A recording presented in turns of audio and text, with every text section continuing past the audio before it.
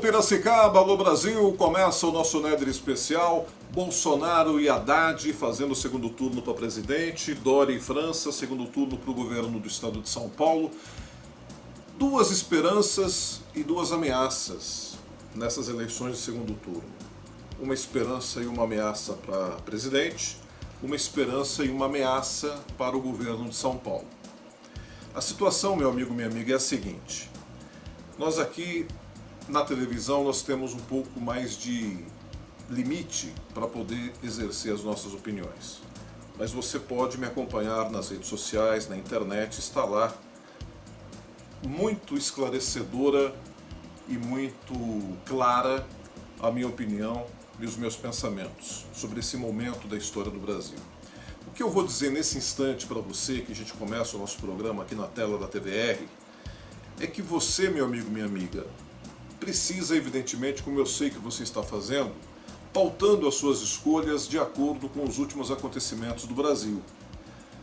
Diz a história, diz a orientação dos nossos antepassados que nós precisamos sempre recorrer à continuidade dos fatos, à sequência dos acontecimentos, para entender exatamente o que significa a turbulência na qual enfrentamos, a turbulência que ainda pode aumentar. A turbulência que me refiro é essa instabilidade econômica, essa crise moral, essa crise de princípios, é esse desvio de dinheiro público, essa corrupção extremamente histórica que tomou conta de todos os poderes da política brasileira. Uma corrupção, é verdade, que é suprapartidária, mas nós sabemos exatamente como foi articulada a grande falcatrua, a grande fraude eleitoral com promessas vazias que deixou 14 milhões de desempregados no Brasil. E nós não podemos voltar a cometer erros do passado, erros que faziam parte de uma terrível situação que estourou no colo do trabalhador brasileiro. Trabalhador que perdeu seu emprego porque o seu patrão também perdeu a sua empresa. As pessoas às vezes não entendem que há uma sintonia de lógica entre aqueles que são os empresários, aqueles que geram emprego e aqueles que trabalham naquelas empresas. O trabalhador e o empresário não estão distantes dos seus objetivos, não. Todos eles precisam recursos, precisam de rendimento para poder tocar as suas vidas, para poder seguir em frente. Um como administrador, como aquele que é o mantenedor da empresa, aquele que gerencia os trabalhos, e o outro que através de cargos, através de funções específicas, técnicas, através de um trabalho importantíssimo de manutenção da produção, é aquele que precisa do emprego e que precisa também ser valorizado. E esse problema de valorização é uma questão que vem de cima para baixo, você sabe. Os governos geralmente não respeitam os empresários, os produtores, aqueles que são os verdadeiros geradores de emprego. Os governos cobram muitos impostos, os governos fazem com que a taxa de juros seja extremamente exorbitante. Logo, os empresários têm as suas dificuldades para lidar com os seus funcionários. Funcionários que têm também uma imensa dificuldade de lidar com a classe política brasileira, que vai com muita facilidade a todos os bairros, a todas as periferias, a todos os jardins, a todas as instâncias, a todas as chamadas comunidades, para pedir apoio, para pedir voto, mas que geralmente ao assumirem o poder, não é via de regra, mas é sempre assim que acontece, esquecem tudo aquilo que se comprometeram a fazer em todos os locais onde visitaram. E aí passam a governar para suas quadrilhas, para os seus representantes, para os seus próprios membros da grande família da corrupção. É isso que tem que acabar no Brasil. Nós não podemos mais aceitar essa continuidade absurda de situações caóticas que vem levando o nosso país cada vez mais para o fundo do poço. É preciso acreditar em um país melhor. É preciso tentar algo de novo, que nunca foi tentado antes. Tem aquela frase, aquele pensamento que diz que se você nunca conseguiu chegar aonde desejava, é preciso então fazer diferente de tudo que você já fez até então. Vamos fazer diferente de tudo que nós já fizemos até hoje. Vamos acreditar, vamos dar um basta numa sequência de maldição que vem fazendo com que a nossa nação se perca nesses descaminhos cada vez mais vorazes de corrupção, de imoralidade, de destruição da família e de baixa autoestima. Viva a democracia, viva o Brasil!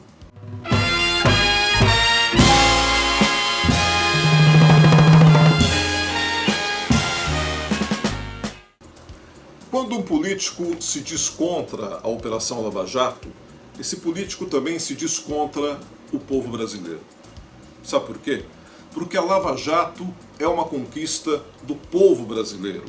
Não se pode negar, o povo brasileiro teve uma grande vitória que foi a Operação Lava Jato. Sérgio Moro não é apenas um representante digno do judiciário. Sérgio Moro hoje também é, mais do que nunca, um digno representante do povo brasileiro. Os promotores, os juízes, todos esses investigadores que estão trabalhando nas investigações da Polícia Federal, do Ministério Público, todos eles são soldados, bravos soldados do povo brasileiro. A população brasileira se ajoelha diante de pessoas dignas que estão transformando esse país, que estão jogando ao lado dos interesses da nação brasileira, não dos políticos que se elegem às custas do voto popular e que depois fazem os seus jogos, os seus conchavos, as suas malandragens em cargos que são do povo e não deles. O povo dá a eles o direito de nos representar, mas na verdade toda a população brasileira sabe que hoje a grande maioria daqueles que estão lá não merecem mais o nosso crédito. Ainda bem que tivemos uma renovação no Congresso. A partir de 1º de janeiro, essa renovação já vai ser sentida mais fortemente. Já estão fazendo bastante barulho, bastante agitação, novos deputados e novos senadores que vão tomar posse no ano que vem. Mas vai ser inevitável, meu amigo e minha amiga. Nós temos agora a convicção, uma convicção inevitável, de que muitas coisas boas vão passar a acontecer a partir do momento em que novas cabeças que foram galgadas às suas cadeiras na Câmara e no Senado, baseadas justamente em declarações contundentes que foram ao interior de cada um de nós, que convenceram o povo brasileiro de que de fato seriam os mais representantes honrosos que nós teríamos nesse momento. Nomes importantíssimos foram eleitos. Mulheres e homens estarão lá revolucionando, tenho certeza, as posturas na Câmara, no Senado e também nas Assembleias Legislativas. E quando eu digo revolucionando, eu me refiro a mudanças de hábitos, a mudanças de procedimentos, a mudanças de pensamentos. Eu quero ver essa gente corrupta que se mantém lá em Brasília, protegida pelo foro privilegiado, tendo que sentar para conversar com a Joyce Hasselmann, com o Eduardo Bolsonaro, com o Kim Kataguiri. Quero ver se essas pessoas corruptas vão conseguir ter um diálogo com esses três que foram ali colocados em Brasília. O Eduardo reeleito, a Joyce e o Kim fazendo parte agora desse novo Congresso. Com essas pessoas que eu citei não tem papo não. É olho no olho. São pessoas sérias, pessoas idôneas. São três que eu citei, mas temos mais deputados que entraram na Câmara, a partir do ano que vem estarão tomando posse, foram eleitos esse ano, e que com certeza vão endurecer e endurecer bastante, com seriedade, com defesa ampla da democracia e, acima de tudo, com um posicionamento sério, honrado e eficaz. Não é possível deixarmos de reconhecer a grande vitória de Janaína Pascoal, a nossa grande mestra, a professora que foi uma das grandes baluartes no processo do impeachment de Dilma Rousseff. Janaína Pascoal teve quase 3 milhões de votos, ou pelo menos, acho que 2 milhões e 600 e alguma coisa, mil votos. É muito voto. Pela primeira vez alguém teve uma votação dessa para um cargo parlamentar no Brasil, o que mostra que, evidentemente, ela assumirá o seu mandato com muita, mas muita responsabilidade, mas acima de tudo com o respaldo do povo brasileiro. Janaína, inclusive, que deveria ser a presidente da Assembleia Legislativa logo no início da nova legislatura em 2019. Ninguém mais do que ela pode comandar os destinos da nossa Assembleia em São Paulo. Com certeza seria aí o nome mais apropriado. Eu acho que o caminho é esse e que aos poucos a democracia vai amadurecendo no Brasil. Mas é inequívoco que a Lava Jato hoje, mais do que nunca, é uma grande conquista do povo brasileiro.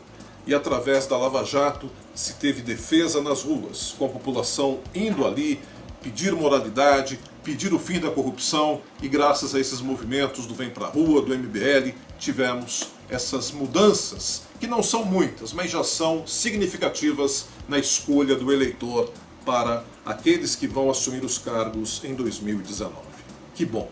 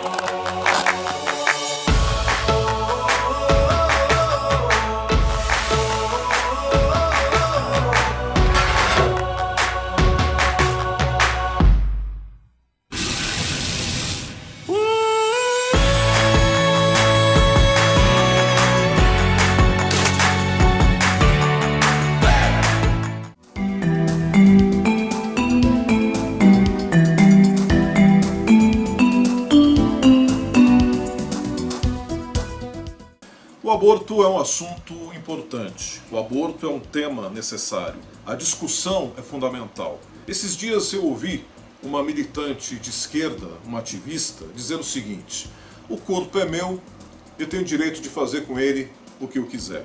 Sim, sobre o seu corpo você tem direito de fazer o que você quiser, diante das suas convicções religiosas, espirituais, éticas, morais. O problema é teu, mas você não tem o direito de matar uma vida.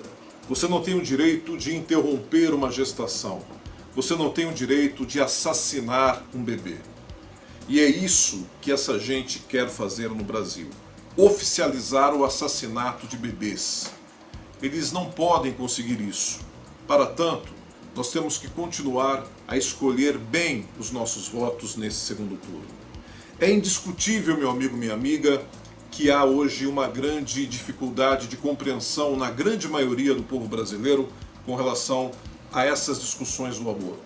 Mas o que está em jogo são duas coisas. Primeira, manter a lei que está aí, que garante o aborto em casos de estupro, quando a mãe corre risco de vida, quando a criança vai nascer com uma deformidade terrível. Só. As mulheres que estão aí militando na causa da discriminação do aborto, elas querem, na verdade, ter o direito de repente, após uma noite prazerosa, ter o direito de, após alguns dias, decidirem: nossa, eu estou grávida, eu vou abortar. Que é isso, minha gente? Que é isso? Em primeiro lugar, crime.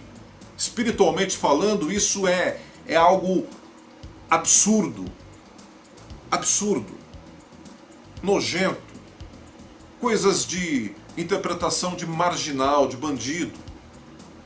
Desculpem as expressões, mas é o que eu penso. Segundo, você admite que a anarquia tem que tomar conta do país, então. As pessoas vão lá para a prática sexual sem nenhum tipo de responsabilidade, sem o uso de preservativo, Maravilha, engravida, faz filho à vontade e depois aborta. Aí alguém pode pensar assim, mas e essas mulheres que não têm condição de criar 1, 2, 3 e tem 8, 9? O problema não é esse, porque essas crianças que nascem de famílias desajustadas ou que têm problemas financeiros vivem situações bastante diferenciadas. Tem muitas famílias pobres, miseráveis que eu conheço, mas que cuidam e tratam extremamente de forma decente as suas crianças. Não é porque aquela família não tem muitas posses, vive com o dinheirinho contado, que não pode promover uma vida digna, saudável para uma criança. Se fosse assim, então nós não teríamos crimes em famílias com grande poder aquisitivo. Não, não é o caso. O que acontece também é que muitas vezes as crianças vão para as ruas, sim. As famílias aproveitam, algumas mães ficam com as crianças no colo, sim. Mas aí é a regra, aí é a lei, aí é a vara da infância e da juventude de cada município que vem trabalhando justamente para tirar essas crianças do seio da mãe e do pai e colocá-las para adoção. Se a mãe coloca a criança em uma situação de risco, se a família não tem o perfil para cuidar da criança, para fazer a ela um crescimento sadio, digno, essa criança vai para a adoção. São coisas que já estão estabelecidas na lei brasileira. O que precisa é acabar com a burocracia. A burocracia para quebrar o pátrio poder da mãe irresponsável, que fuma crack na rua com a criança no colo. O excesso de burocracia que existe também para se adotar crianças neste Brasil. É um absurdo como se demora, como se exige muito tempo para se adotar uma criança nesse país. É um absurdo. Essas coisas que têm que ser revistas. Agora, você rever o aborto como crime, você querer descriminalizar esse aborto que vem causando tantos males a tanta gente, a tantas famílias, que vem interrompendo vidas de crianças, de seres inocentes, que estão lá já com as suas almas feitas, criadas, com os seus espíritos definidos, com os seus corpinhos sendo gestados. Que mãe é essa? Que pai é esse que às vezes financia e exige até que a mulher faça o aborto? Mas agora vai ser legalizado uma ova. O Brasil não pode aprovar esse tipo de irresponsabilidade, esta instituição do assassinato de bebês nesse país. Em quem você, meu amigo, minha amiga, votou para deputado federal e para senador nessas eleições, hein? Espero que você tenha votado em pessoas que vão defender a causa da família lá em Brasília. Espero que sim, porque nós vamos precisar também do Congresso, não é só da Presidência da República, não. Também do Congresso Nacional para pôr uma situação definida nessas coisas todas, para que possa barrar essas iniciativas que são de grupos de pessoas que não têm o mínimo de crédito para defender absolutamente nada. Esse time aí que tem feito isso, esses homens e principalmente essas mulheres, essas pessoas têm protestado, sabe como? Elas estão defendendo o aborto saindo nuas pelas ruas, com os corpos pintados. Teve uma vez no Rio de Janeiro que colocaram crucifixos no chão e começaram a pisar nos crucifixos, todos nus pisando no crucifixo, todas nuas pisando nos crucifixos. Teve até uma série de imagens religiosas. Essas imagens foram destruídas, foram quebradas em praça pública, também por pessoas nuas que estavam lá, as mulheres com escritos em seus corpos. Quer dizer, uma situação deplorável, gente. Aonde nós fomos parar nesse país? Não tem que dar um basta? Não, vamos falar a verdade, meu amigo, minha amiga. Você que está me ouvindo, você que está me vendo mais uma vez, você que está me acompanhando há muitos e muitos e muitos anos na televisão. Não é para dar um basta? Não está na hora de dar um basta nisso? Você que me acompanha na rádio, há tantos anos a gente está na rádio, às 7 da manhã você que me acompanha na Educadora, não está na hora, minha gente, de dar um basta nessa proliferação de maldade, de egoísmo, de falcatrua, de corrupção, de falta de Deus no coração, de falta de princípios. Esse momento em que as pessoas ainda, tem muita gente que ainda insiste, aposta na destruição da família. A família é a célula máter da sociedade, a família é a razão de tudo, de todos. Vamos pensar nisso cada vez mais. O nosso Nedre especial está no ar.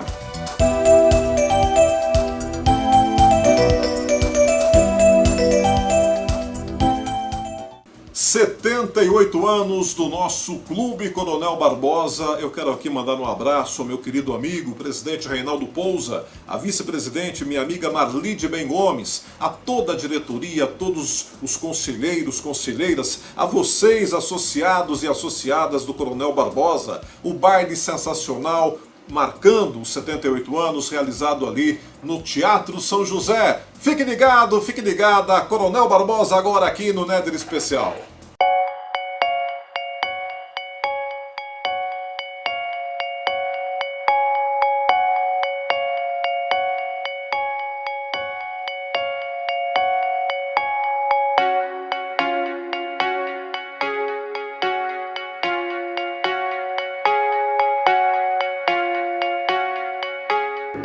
Aqui, Clube Coronel Barbosa, 78 anos, baile de aniversário, Teatro São José, momento em que também está sendo empossada a diretoria eleita para o biênio 2018-2020.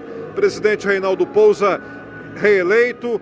Está também aqui com a gente o prefeito Vargas Negri, sempre presente nos eventos aqui do Coronel Barbosa, e o novo presidente do Conselho Deliberativo, João Araújo. Momento importante, alegre e de muitas expectativas do futuro, né, Reinaldo? Muito boa noite.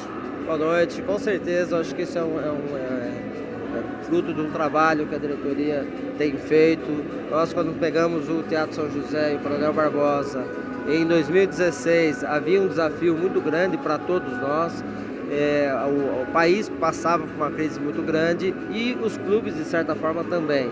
A gente, graças a Deus, conseguiu passar essa fase e aí, graças a esse trabalho, a gente estamos aqui no segundo mandato com mais desafios, exatamente para movimentar ainda mais, né, e trazer novas parcerias para que o clube continue sendo, né, o grande Clube Coronel Barbosa e o Teatro São José. E é um momento de muita expectativa porque a presença do prefeito reforça a parceria, o carinho, né, com que a prefeitura tem essa relação com os clubes e aqui também com o coronel, né, prefeito? Boa noite. Boa noite. Eu queria aproveitar e cumprimentar toda a diretoria que toma posse hoje, o presidente do conselho, o presidente da diretoria executiva, e dizer que para nós é uma satisfação muito grande poder comparecer a esse evento de posse da diretoria, porque eles fazem um bom trabalho social e cultural na cidade de Piracicaba, são parceiros da municipalidade e eles têm uma coisa importante, eles ajudam na preservação, na conservação desse patrimônio cultural que é o Teatro São José, o clube tem 78 anos, isso aqui é um patrimônio nosso e a cidade toda tem que apoiar para que eles tenham sucesso, porque o sucesso deles permite que esse teatro seja preservado. Dentro em breve fará 100 anos, eu espero que todo mundo esteja para que a gente possa comemorar os 100 anos do Coronel Barbosa e desse patrimônio nosso. Os 80 já está chegando, pelo menos. Falta pouco. E dizer que a gente pretende fazer muitas parcerias, porque esse é um equipamento cultural, social, no centro da cidade, e uma parceria entre a diretoria e a prefeitura, a gente pode, evidentemente, promover vários eventos importantes aqui. E o João está assumindo o conselho, a presidência do Conselho Deliberativo, mais um desafio, né, João? Boa noite. Boa noite. Mais um desafio, pretendemos dar continuidade ao que já foi feito anteriormente e, conjuntamente com a diretoria executiva, fazermos um trabalho também em conjunto, em parceria com a prefeitura. Eu acredito que tudo vai sair muito bem. E olha, o conselho renovado, né? A gente percebeu que quando você tem uma renovação no conselho, você mostra que o clube está realmente atuante, está se modernizando em todos os aspectos. Com certeza. A ideia nossa, não só nossa no conselho, como Reinaldo na diretoria, é trazer pessoas com ideias novas, para que possamos implementar, né, e colocar em prática, para dar um pouco mais de ânimo, nessa sociedade que está um pouco apática, né? Então eu acredito que com novas ideias, esse pessoal já com novo fôlego, vai dar tudo certo. Olha, não é fácil, prefeito, numa sexta-feira, o senhor citou no discurso, sexta-feira é o dia que o cansaço bate mais forte, que é uma semana de muita intensidade, né, Borges? É verdade, mas a importância do evento, a comemoração de 78 anos, impõe que o setor público esteja presente, e eu fiz questão de comparecer pelo relacionamento pessoal que eu tenho com toda a diretoria e com os novos conselheiros, e tenho certeza absoluta que a gente vai ter muito sucesso daqui para frente. Reinaldo, o que nós vamos esperar de novidade? Quais são aí as principais perspectivas para esse biênio? Nós temos agora nesse novo projeto, a gente revitalizar, estar junto, lembrando que nós temos a nossa sede campestre, então nós estamos estreitando nossas relações para que a gente possa assim, oferecer para o nosso associado também a participação lá no Colinas de Piracicaba, entre muito que lá a gente vai poder oferecer para o nosso associado. Para a sede social, nós estamos buscando, dentre essas parcerias, trazer o judô para dentro do Clube Coronel Barbosa, ampliar ainda mais o nosso balé, que o balé já é considerado um dos melhores balé infantil e juvenil de Piracicaba. Nós temos hoje mais de 120 alunos, e além de outros aula de dança, que também é muito bem. Enfim, todo esse trabalho nós estamos resgatando e vamos ampliar durante esses 2 anos. Parabéns, sucesso para mais a empreitada que vem. Parabéns para todos nós. Eu acho que eu não faço nada sozinho. A gente tem, graças a Deus, uma diretoria dinâmica, um grupo realmente dinâmico. E como você falou, nós procuramos renovar o conselho, procuramos renovar a diretoria para que a gente consiga trazer ideias novas. Acho que isso estava faltando. Maravilha. Prazer em revê-lo. Prefeito, um grande abraço, sucesso em mais essa jornada aí que tem pela frente, né, na Prefeitura de Piracicaba. Tá bom, muito obrigado aí, parabéns pela cobertura e continue fazendo sucesso no seu programa.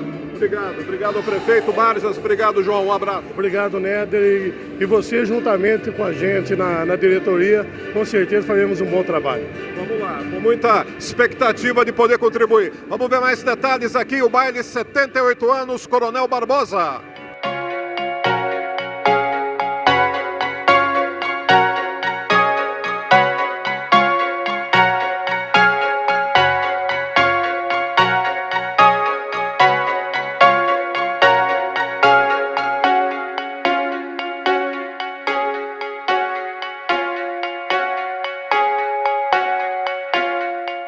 Olha, estou aqui com o maestro Anderson Oliveira. Ele faz um trabalho muito importante, de muito destaque na diretoria cultural aqui do Coronel Barbosa. Então a gente tem uma série de cursos e atividades culturais, expressões das mais diversas áreas, além da questão da orquestra, que nós vamos falar sobre ela também. Mais um mandato como diretor cultural mostra que é um trabalho que realmente desponta. Parabéns, viu, maestro?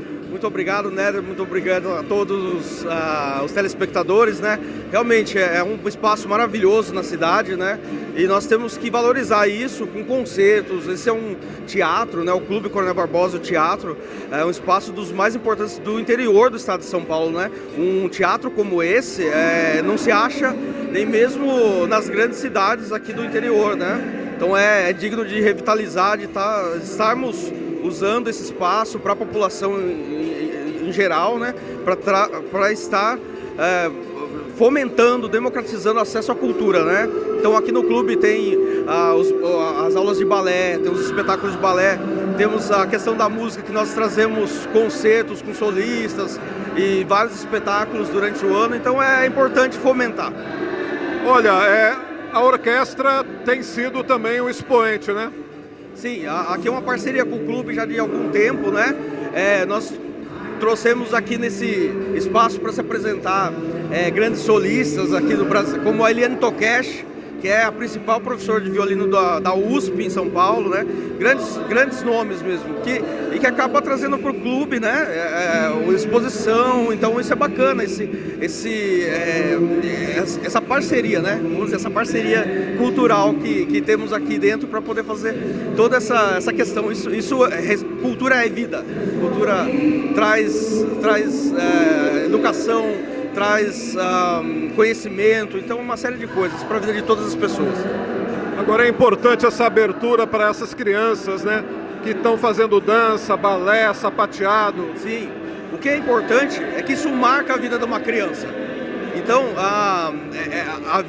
as nossas vidas são feitas de sonhos, de lembranças e de boas lembranças. A cultura e a arte, nós podemos ver hoje aqui a dança, por exemplo, né, acontecendo aqui, o quanto isso é importante, a música, a dança na vida das pessoas, né? Isso forma o cidadão, isso traz educação, traz parâmetros para decisões, né? E também de ser mais social com as pessoas, né? Então isso é muito importante.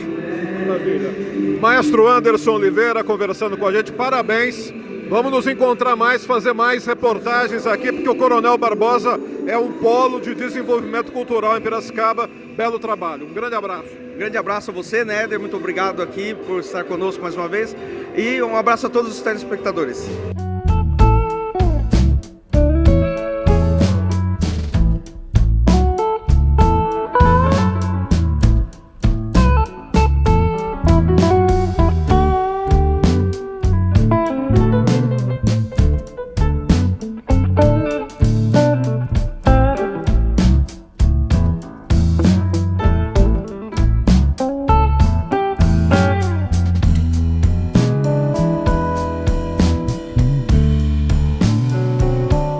Estamos aqui com o diretor social do Clube Coronel Barbosa, o Luciano Curiabe. Uma noite preparada em grande estilo, né, Luciano? Boa noite. Boa noite, Néder. Com certeza. Preparada com muito carinho para os associados e para convidados, né? E está sendo uma noite maravilhosa aí, é o que a gente esperava. A Banda Fênix, é isso?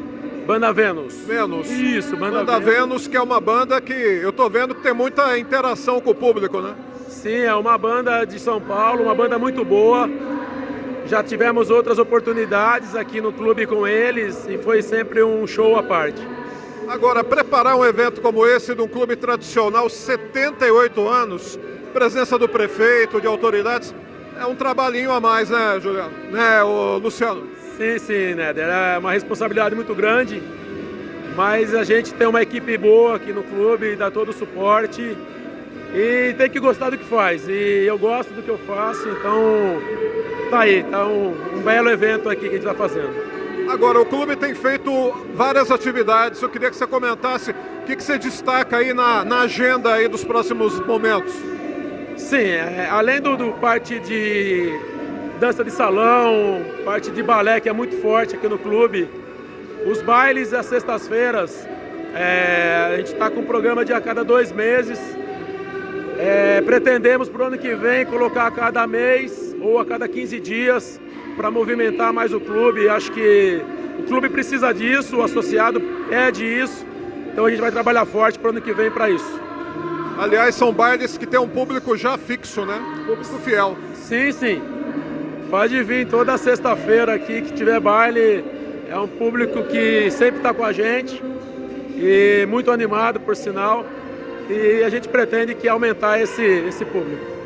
Maravilha, parabéns, viu, Luciano, pelo trabalho, por toda essa grande armação que deu aí, desde a decoração. Você entra aqui no espaço do Teatro São José, você já vê aí que a decoração preparada com grande estilo. Sem dúvida nenhuma. E é para o associado. E eu que agradeço aí, mais 2 anos juntos. Vamos lá. Valeu, obrigado.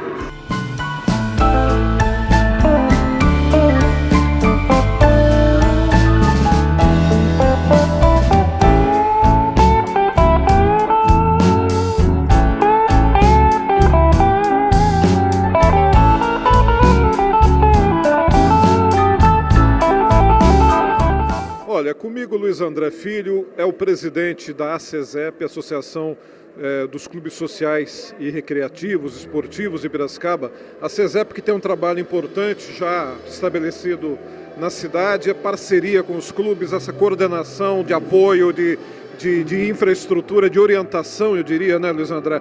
E hoje você também tomando posse como vice-presidente do Conselho Deliberativo, dando a sua experiência de muitos anos lá do Clube de Campo. Você também tem esse trabalho agora no Coronel Barbosa, mostrando a sua agilidade, o seu carinho pelos clubes da cidade, especialmente pelas histórias que tem, como essa bonita história do nosso Coronel Barbosa, hoje completando 78 anos. Boa noite. Boa noite, Néder. É exatamente isso. A gente tem um carinho muito grande pela nossa história.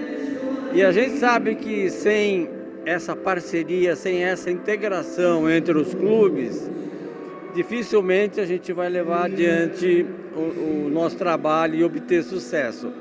A CESEP, a associação que engloba os clubes de Piracicaba e região, vem batalhando nesse sentido, de agrupar os clubes e procurar trocar as experiências, os cases de sucesso de cada um, a fim de que a gente consiga obter um resultado satisfatório. O Clube Coronel Barbosa, o Teatro São José, faz parte da nossa história de Piracicaba. E eu vou confidenciar aqui algo que não sei se a minha esposa vai gostar, mas há 49 anos atrás nós nos conhecemos aqui. Nesse salão do Teatro São José. Nesse salão.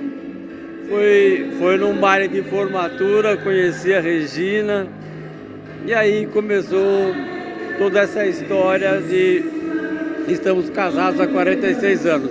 Então por aí você pode imaginar a importância que tem um clube como esse aqui para a nossa cidade.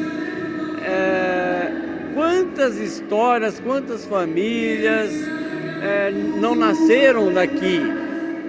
Então, e agora com o presidente Pousa, com essa integração com o poder público que ele está fazendo, com o prefeito Barjas, dando todo esse apoio, é importantíssimo que a gente consiga resgatar essa história. Não existe, eu não conheço aqui no interior do estado, um teatro com essas características, com essa importância que tem o Teatro São José. Então, a gente convoca a nossa comunidade piracicabana a participar dos eventos que ocorrem aqui. E esse é o trabalho que a CESEP, né, que é a Associação dos Clubes, da qual eu tenho a honra de estar presidindo novamente, fazer com que haja essa integração. Então, as mídias, a imprensa, você ter dado um apoio fundamental para isso. E tenho certeza que todos que vierem aqui conhecer e apreciar o trabalho que é desenvolvido, com certeza a gente vai obter sucesso no que a gente pretende fazer. Prazer em vê-lo mais uma vez. Vamos em frente. Vamos em frente. Você viu que eu contei aqui uma história... uma história de vida, porque 49 anos começou aqui um momento importante da tua vida, que é o momento da constituição de uma nova família, né? O conhecimento da Regina com você. E com certeza isso aconteceu com outras dezenas e centenas de famílias, de casais aqui em Piracicaba, porque o Coronel Barbosa sempre foi um sonho, né, de se conquistar, um sonho de estar presente aqui. E novamente a diretoria está oferecendo isso para a nossa comunidade. Obrigado mais uma vez, né, por você permitir que a gente consiga promover o nosso clube para toda a Piracicaba. Eu que agradeço mais uma vez aí a sua atenção e vamos ver mais detalhes deste baile 78 anos do nosso Coronel Barbosa.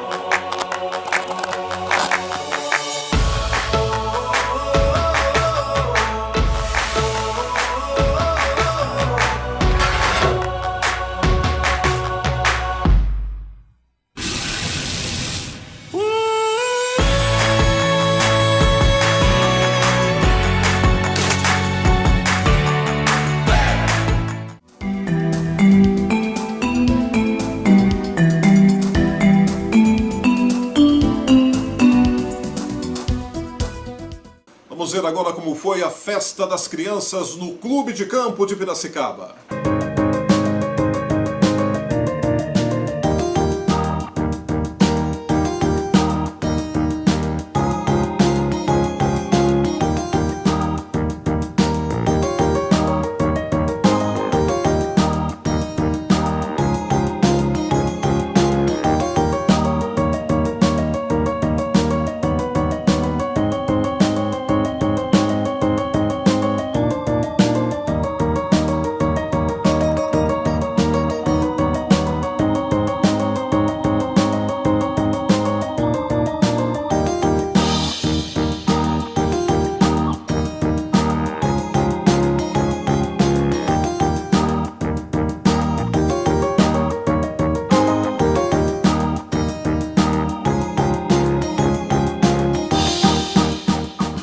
De outubro, mais uma festa das crianças aqui no Clube de Campo. Nós estamos ao lado do Hélio Braga Júnior, que é o diretor cultural aqui do Clube de Campo. Essa festa tem o departamento de esportes, departamento cultural, tem uma infraestrutura bacana, né? Das 9 da manhã até as 4 da tarde, né, Elinho? Bom dia.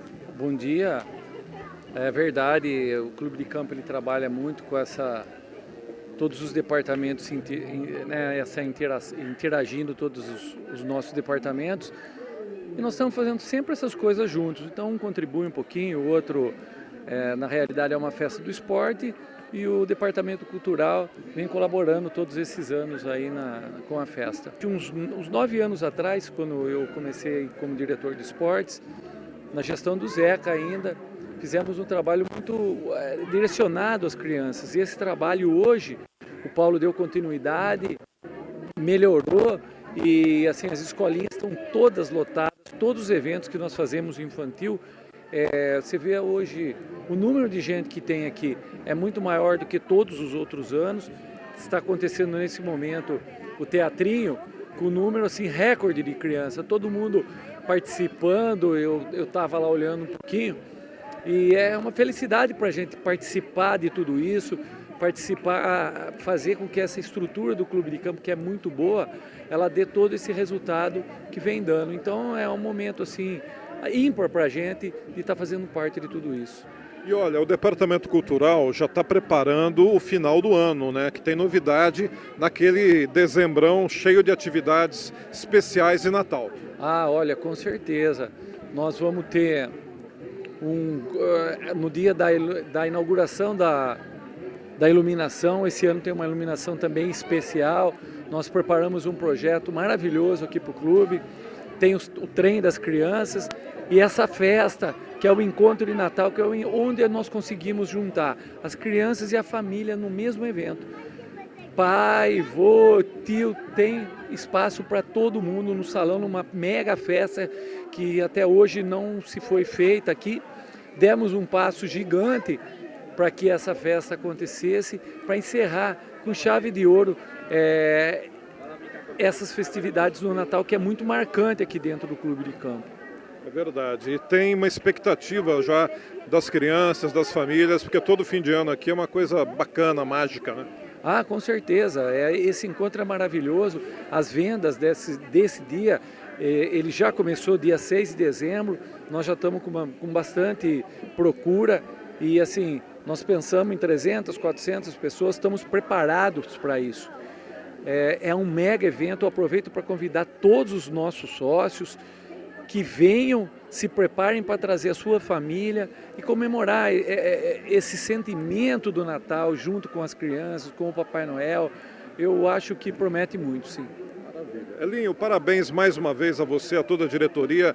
É uma festa que dignifica a infância e que automaticamente promove essa integração da família, dos amigos. Isso é uma coisa que o clube mantém com muita precisão nessa data de 12 de outubro, que também é o dia de Nossa Senhora Aparecida, a padroeira do Brasil, uma data realmente também bacana e importante. Abração. Obrigado, um abraço para todos os nossos associados. Eu faço aqui meu agradecimento de todas essas pessoas que estão aqui, que procurem, que venham, nos prestigiem sempre, porque o Clube de Campo é um lugar maravilhoso, tem um espaço maravilhoso para todas as idades e para essas crianças que daqui vão, como você disse, sairão muitas amizades aí que seguirão pela frente. Então, meu muito obrigado, um feliz Dia das Crianças aí a todos e vamos, que nós estamos aqui.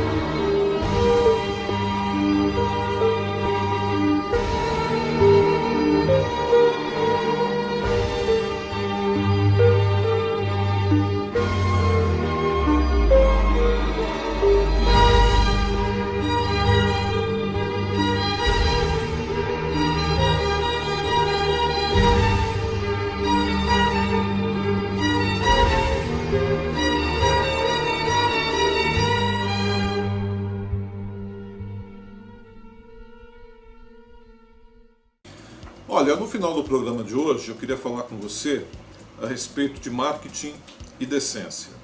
O marketing na política, ele é muito bem usado, né? É uma articulação de ideias, de ações que acabam transformando as ideias de alguns candidatos numa possibilidade de serem mais bem avaliadas, de serem mais bem assimiladas pelos eleitores. Isso é uma coisa realmente muito legal, muito bacana, porque você facilita, através do marketing, a comunicação do candidato com a população e às vezes você até facilita a interpretação das ideias dos candidatos. Mas tem o marketing, tem também a indecência, tem também aquela coisa sacana daqueles homens e mulheres candidatos que acabam usando o marketing às vezes para o mal, para enganar as pessoas, para tentar chegar ali a uma visualização de interpretação que não é a real, né? Aquelas pessoas que querem dizer que são uma coisa, mas que na verdade são outras. Isso aconteceu já muito na história do Brasil. E pode acontecer agora de novo, por que não?